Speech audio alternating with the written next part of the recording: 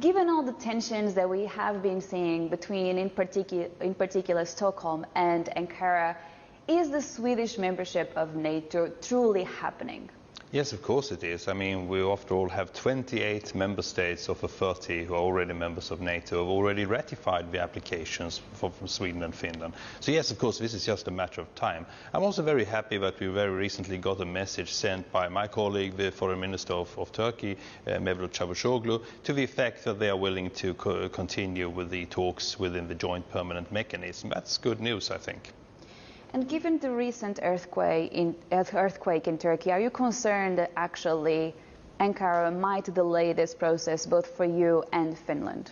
No, as a matter of fact, I think the opposite. In a way, we have seen that the devastating consequences of Turkey means that for many months and perhaps years to come, Turkey will have to get aid from its neighbors and its friends. And of course, at this moment in time, it's very good to know that you can be dependent on friends. Sweden stepped in very early. I spoke with my colleague just before midnight on the evening of the earthquake, offering that Sweden would host a donors conference in Brussels as presidency of the European Union, which we are at the moment, and that will be done. And we are also sending good stuff to Turkey on a bilateral level together with other countries. So no, I think that we should see this actually as a moment of helping and aiding the Turkish people who are suffering from the consequences of this devastating and terrible earthquake. So just to clarify, are you hoping that this help that Sweden is providing to Turkey will actually speed up your accession to NATO? No, I don't see that kind of connection. That would be in a way very cynical to do. I look at it from the other point of view and see it as a matter of us having the presidency of the EU and doing what we are responsible for doing, namely to gather the member states in an effort to help the Turkish and the Syrian people also, which are suffering from this earthquake. But the NATO membership in itself is a process at the side, and we should see it like that. And what's the timeline here? Are you still working under the assumption that Sweden will become a member of NATO in July at the NATO summit? Yes, that should be the goal, and the reason for it is that we have two reasons for it. One is that this is a moment in time when NATO can bring in new member states, and the second one is that there are military strategic points which has to be taken into consideration. Sweden and Finland have a joint interest in joining together because of a military situation here in the Baltic Sea region.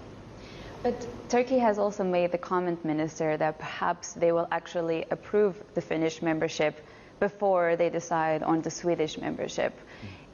Assuming that Turkey does do that, would you interpret that as Turkey saying that they don't want you in the NATO defense alliance?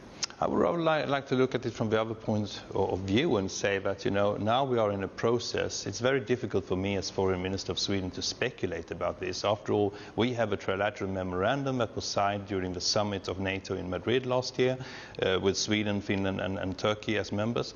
That stipulates certain issues and certain conditions. We have worked to fulfill everything that we committed ourselves to do within the memorandum. Now it's a time for the Turkish Parliament to start the ratification process, and we believe that that is the right and proper thing to do. If we do what we have been expected to do, down to the question of delivering new legislation to the Swedish Parliament, which will happen very, very soon in time, in March, we have also done what we said that we were going to do.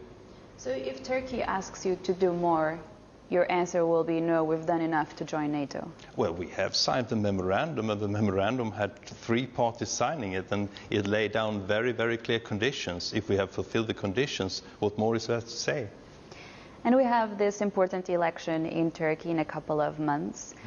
If essentially the Turkish authorities do not approve your membership in the wake of this election, what happens? If Sweden does not join NATO in July, then will your membership just be in limbo forever?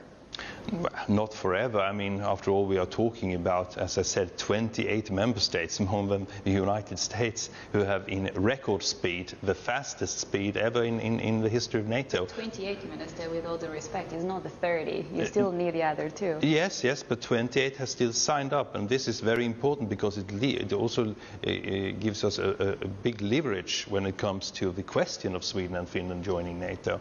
So although there are many moving parts in this, and I am not in a position to speculate about the outcome of a Turkish election, I would like to point to the fact that we are still many months away from Vilnius, and a lot of things can happen. And we still believe that if we have done what we said that we were going to do in Madrid, it is also time for the Turkish parliament to start the ratification process. And that could be done even as we speak. Now, President Putin said yesterday that he was going to end this nuclear arms deal with the United States. How do you assess the current security situation? Are you even more concerned about Russia posing a threat to Sweden? Well, on that I would like to say that I think that Russia is making a big mistake in talking about leaving the New START agreement. I think that they should actually do the opposite. There is no reason for them to do so. But